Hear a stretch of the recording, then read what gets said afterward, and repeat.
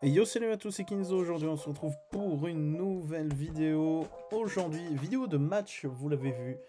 À la miniature, vous l'avez vu au titre de cette vidéo. Aujourd'hui, match, donc IRL, et ça fait franchement très plaisir. Aujourd'hui, on va tester Dracofeu EX, Terra Crystal Dark, étant donné que le EX de type feu n'arrive pas tout de suite. Il arrivera dans 151, qui est, je crois, pour septembre. Donc on a encore de la marge. Voilà. Donc à gauche, ça sera le Dracofeu, et à droite, moi qui joue Lugia Single Strike parce que je ne sais jouer que ce deck. Mais non, non, c'est faux, je sais jouer d'autres choses. Mais là, c'est une autre version où je n'ai pas de Chifours, alors que j'ai l'habitude de le jouer, et avec des tours des ténèbres. Ce qui est vachement sympa. Je ne sais même plus qui commence pour vous dire. C'est le Dracofeu à ma gauche, joué par Greg, qui va activer un Battle VIP Pass. Alors on a mis un projecteur pour éviter que la table soit trop sombre. Bah maintenant, résultat, elle est un peu trop en surbrillance, mais du coup, ça va, on voit bien. Pour ce qui est du Gouplin V, je sais pas si je le mettrai à l'image au montage, mais si, le voici, comme ça vous pouvez le voir, et qui est très intéressant. Honnêtement, alors j'imagine que c'est pas ce qu'il voulait avoir comme open, mais bon, hein, des fois faut faire avec ce qu'on a, malheureusement. Du coup, Battle VIP Pass qui met un magnifique Kenotor Galarian Gallery, je crois, parce que vu comme il n'y a pas de dresseur dessus, j'imagine que ce n'est pas une Trainer Gallery. Je suis pas familier avec tout ce qui est des raretés spéciales comme ça, bref, qu'importe. Une énergie feu sur Gouplin V, et ça sera tout. Voilà. Alors, pour ce qui est de moi, je crois que je joue un peu lentement des fois, donc faut que je meuble un petit peu. Donc ça m'a permis, j'ai pu start Lugia V, et ça déjà c'est pas mal, c'est pas mal. On voit une tour des ténèbres dans ma main. Pour ceux qui ne la connaissent pas, c'est défausser une carte single strike, ou point final en français, et piocher 2 cartes. De plus en plus de gens se disent que Messaledo, qui fait jouer à pile ou face, si ça fait face on prend un Pokémon, bah c'est pas si ouf, parce que de 1 c'est du random, de 2 ça peut faire profiter l'adversaire énormément. Alors que Tour des Ténèbres, bah faut qu'il joue des points finaux en face, évidemment. Donc voilà, je vais la placer, et résultat, voilà, défaussin draw 2, bah c'est quand même, c'est bien quoi, c'est draw 2 dans un deck qui a besoin de spam pioche comme Lugia, c'est très intéressant. Du coup ça m'a permis de piocher une énergie cadeau et une urne, je crois, urne de vitalité qui permet de remettre une ou deux énergies point final de la défausse dans le deck. Donc ça tombe bien, je viens d'en défausser une. Donc voilà, c'est ça qui est pas mal avec la tour, vous défaussez vos énergies, vous pouvez la remettre. Bon, l'idéal c'est juste de les remettre si votre Pokémon doit battre en retraite ou se fait mettre KO, mais bon, écoutez, un petit draw 2 c'est pas mal. C'est pas mal. Et des fois, étant donné qu'on veut pas les énergies dans la main à cause à cause ou grâce à Aeropteryx, et ben les défausser pour les remettre, bah c'est pas déconnant des fois aussi, hein, donc on peut se le permettre. Du coup, Hyper Ball va me faire défausser un ordre du boss et une énergie cadeau, donc pour vous dire à quel point ma main est importante. Je me souviens plus exactement de ce que j'ai. Il faudrait que je fasse comme certaines personnes que je vois passer sur Twitter qui portent une GoPro, comme ça on voit, ils voient leurs mains, et comme ça ils peuvent savoir où est-ce qu'ils ont mal joué, etc. C'est assez intéressant. Puis les GoPro ça doit pas coûter trop cher, je pense. Je ne sais pas. Du coup, une Hyper Ball, là comme ça je peux checker mon deck, enfin. Donc, ah, j'ai failli me faire super mal aux pieds, qu'importe. Soyons professionnels, oublions la douleur. Bref. Luminéon me permet d'ajouter un supporter de mon deck à ma main. Je vais l'activer, enfin l'utiliser tout de suite. Professeur Pimpronel qui envoie 2 cartes de mon deck à la pile de défausse. Ça tombe bien, mes Aeropteryx doivent revenir de la défausse grâce au V-Star Power de Lugia. Bon, que je peux pas faire tout de suite parce que voilà. Et bah, c'est un setup plutôt convaincant. J'ai 2 Lugia, j'ai mes Aeropteryx dans la défausse. Écoutez, je pense que le band est plutôt établi, même si le Luminéon là tout seul c'est un peu triste, mais bon, c'est pas très grave. J'ai un Yveltal dans la main, j'ai une urne. Est-ce que je fais l'urne? Je ne sais plus. Je ne sais plus. Je crois que je l'ai fait ce tour-ci. Du coup, ça fait que j'ai mélangé enfin, j'ai fait mélanger mon deck pour rien. Je suis désolé. Ne faites pas ça, hein. Checkez bien vos actions avant de redonner avant de donner votre deck à votre adversaire pour mélanger. Sinon, vous perdez du temps, c'est embêtant. Yveltal arrive sur le banc, qui est un bon attaquant One Prizer. Ça, c'est vachement intéressant. Du coup, Greg qui va faire hors du boss sur Yveltal. Et regardez-moi cette saloperie. Ça brûle.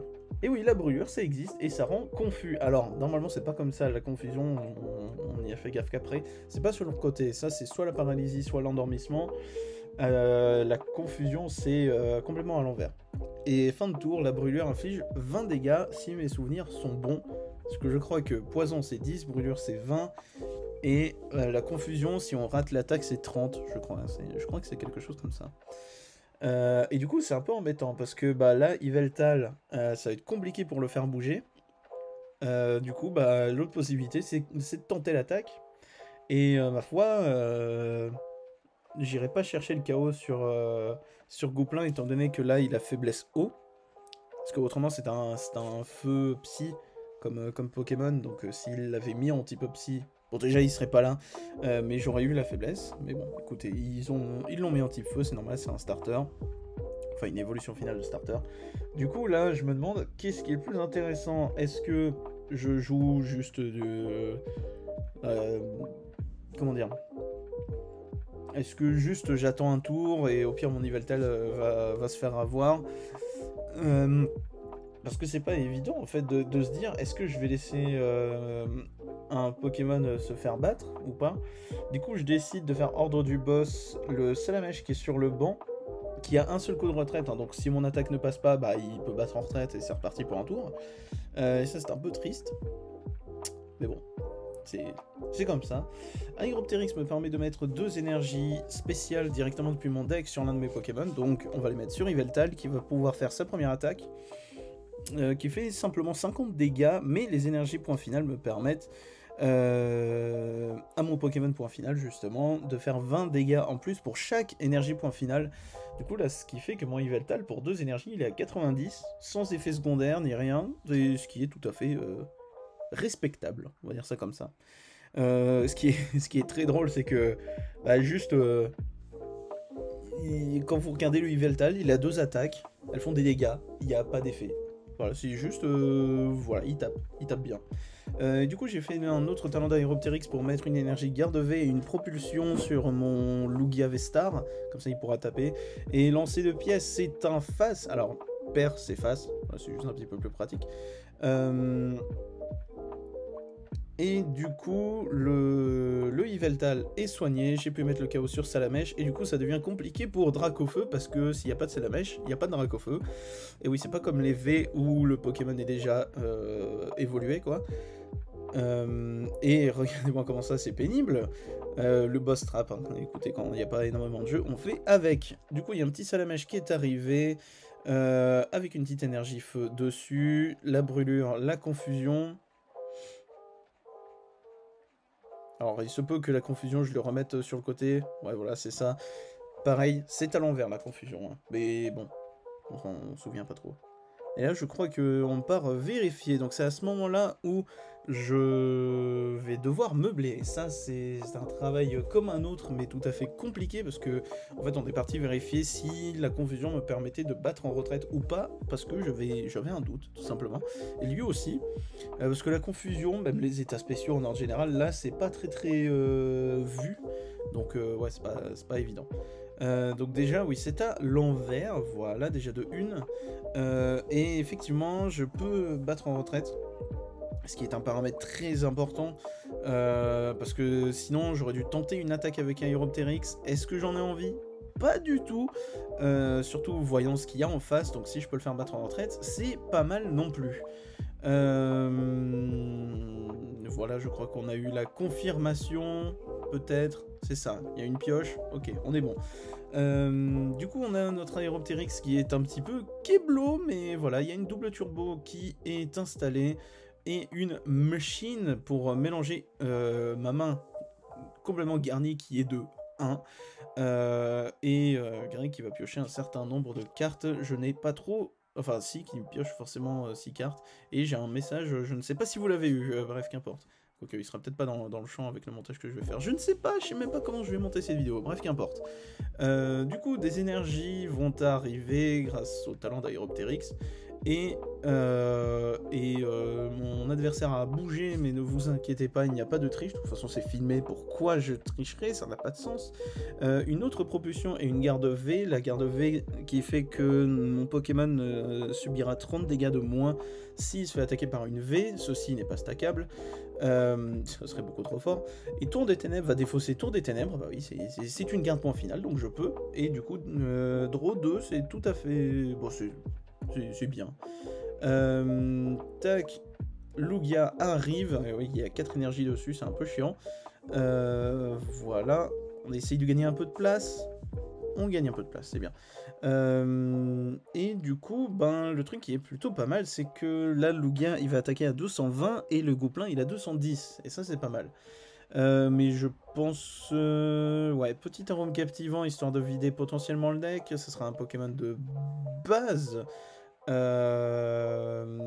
Pour ceux qui ne connaissent pas un arôme captivant, vous jouez à pile ou face. Si c'est face, vous prenez un évolutif. Si c'est pile, vous prenez un Pokémon de base.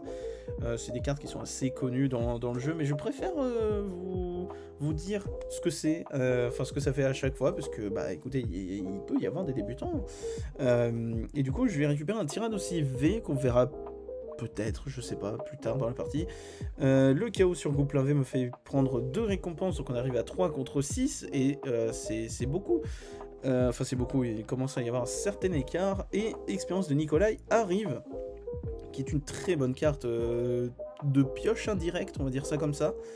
Voilà, c'est pas juste un draw 3, c'est draw 3, mais 2 en lost zone, qui est, alors là du coup je vois pas bien, c'est une méga canne, et je sais pas trop, excusez-moi, la lumière n'est pas parfaitement appropriée ici, mais bon, c'est pas très grave. Hyperball qui va défausser un Reptincelle et un Battle VIP Pass, qui va récupérer n'importe quel Pokémon, et ça, c'est vachement bien. Tac, le Dracofeu Terra Dark que Greg a imprimé en spécial rare, parce que on sait se faire plaisir. Oui, c'est une proxy, on s'en fiche un petit peu. Il est très joli. Je trouve que la spéciale rare est vachement sympa. Super Bonbon qui arrive pour poser Dracofeu, qui va pouvoir installer des énergies directement depuis son deck lorsqu'il évolue. Alors qu'il est posé pour évoluer, bref, vous m'avez compris. Qui peut poser jusqu'à 3 énergies directement depuis le deck sur les Pokémon feu. Alors je sais plus si c'est tous les Pokémon ou juste les Pokémon feu, mais qu'importe, hein, il n'a pas trop d'intérêt d'en mettre sur Kenotor. Vous vous en douterez. Quencia qui permet de mettre un Pokémon à non-rulebox directement depuis le deck en jeu. Donc du coup, ça sera probablement un Salamèche ou peut-être un Roucoule. Ça sera un Salamèche. Je sais pas si on voit Roucarnage dans cette partie, parce que Greg joue Roucarnage EX dans son deck. Ah bah, on l'a vu vite fait, le Roucoule. Tac, Dracofeu qui va arriver. Alors, Dracofeu EX, c'est 330 PV, c'est type ténèbres, faiblesse plante, donc Osef. Et c'est 180 de dégâts pour 2 énergies feu et 30 dégâts supplémentaires pour chaque 4 récompenses que l'adversaire a récupérées. Étant donné que j'en ai récupéré 3, c'est plus 90, donc il monte à 270 de dégâts. Et la ceinture choix fait plus 30, donc le one shot est assuré sur mon Lugia. Et là, c'est à partir de là où je suis un peu dans la panade. Le machin en face, il a 330, il est en capacité de one shot tout ce que j'ai en jeu. Donc là c'est un peu compliqué. On va faire Quencia, on va vider un peu le deck potentiellement ou le checker, je ne me souviens plus. Je dois couper, je reviens. Oui, excusez-moi, normalement ça n'a pas influé du tout. C'est juste que je n'avais pas assez de place sur mon ordinateur parce que j'ai oublié d'en faire. Incroyable. Quel professionnalisme. Pas du tout. Alors du coup, je disais que ouais, bah en face ça a 330 PV, c'est en capacité de one-shot la Terre entière. Comment on joue? Voilà, tout simplement. 330 PV, c'est dans le principe, ça aurait pu être gérable si la faiblesse était genre sympa, genre combat ou ce genre de choses. Mais non, la faiblesse c'est plante. Et plante dans le format, je vais pas vous cacher que ça n'existe pas, à mon grand regret, parce que je suis un adorateur du type plante. Et du coup, je suis quelque peu triste face à cette nouvelle. Et voilà. Mais qu'importe. Et le truc qui est vachement drôle du coup avec le fait que Dracofeu soit un Terra Dark, c'est qu'il a faiblesse plante, mais ses autres attaquants, donc par exemple Delphox, un Gouplin, le potentiel NTIV et le Dracofeu IX 251 qui finira bien par arriver, bah, sont de type feu qui est fort face au type plante. Donc voilà, il a littéralement une faiblesse qu'il peut contrer lui-même, ce deck, donc c'est très intéressant. Voilà, actuellement on n'a pas trop besoin d'attaquants feu, je pense. Quoique, entre Entei et tout...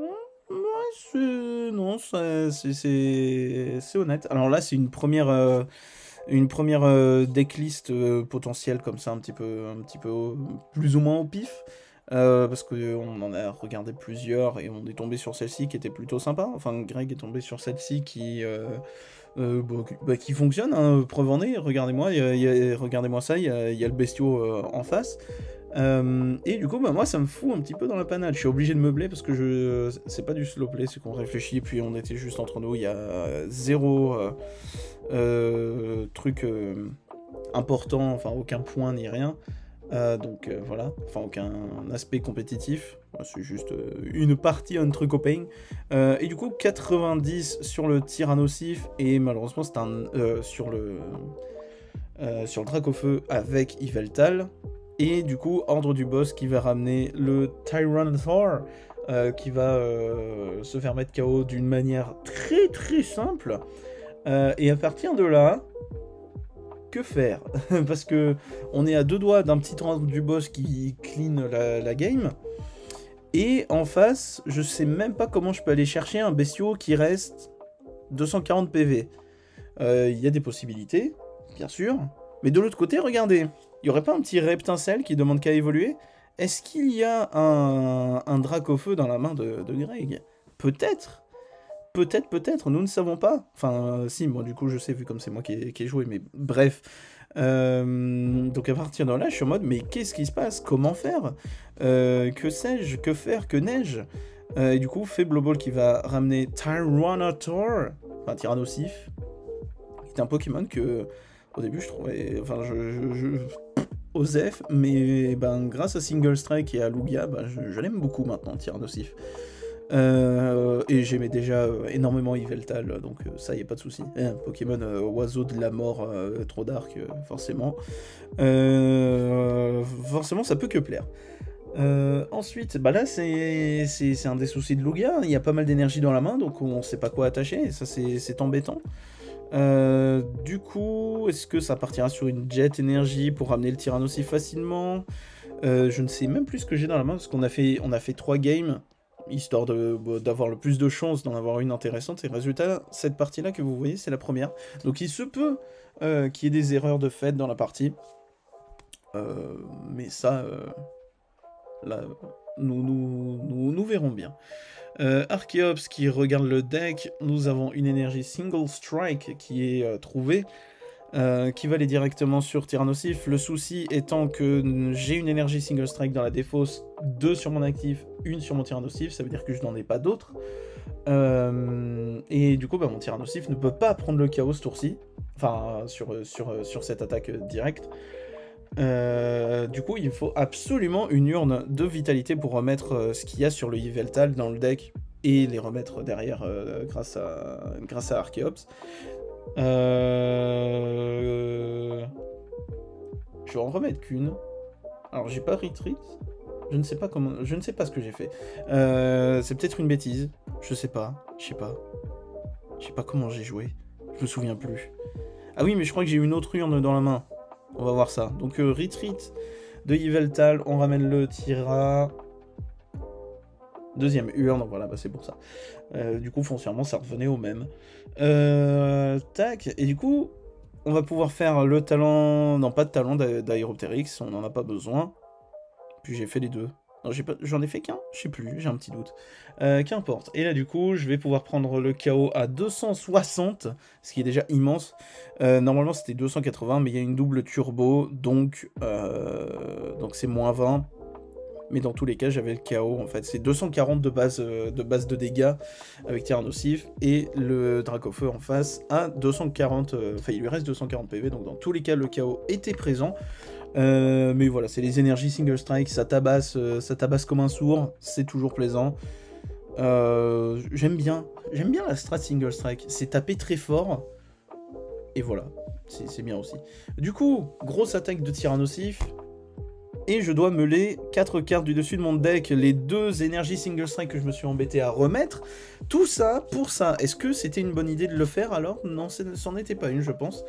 Après, j'avais un peu peur de machine pour remettre l'urne. Voilà, et du coup, Dracofeu EX est là, il peut mettre 3 énergies directement depuis son deck sur un Pokémon qui en a besoin que d'une parce qu'il a le droit de flexer, il en a tout à fait le droit, et le Dracofeu va monter à combien de dégâts? 5, 120, 150 en plus 330. Oui, c'est ça. Eh ben dis donc, c'est un Dracofeu qui tape fort. Voilà, pour ce qui est de cette petite game, je montre les cartes de la main, etc. Voilà, tout simplement. Petite game du coup de présentation de Dracofeu EX, Terrastal face à Lugia Single Strike, et c'est une game que j'ai trouvée fortement intéressante, et Dracofeu EX Terrastal est très intéressant. Je dis Terrastal alors que c'est Terra Crystal chez nous. Et voilà, du coup, j'espère que Dracofeu vous a donné un petit peu envie, parce que c'est le but de base de cette vidéo, même si moi j'en ai marre de Dracofeu, on le voit tout le temps, mais qu'importe, parce que le deck est très intéressant, et on risque d'en voir un petit peu, je pense, et ça fait plaisir. Ça fait plaisir d'avoir des nouveaux decks, voilà, tout simplement. Du coup, j'espère que cette vidéo vous aura plu. C'était Kinzo.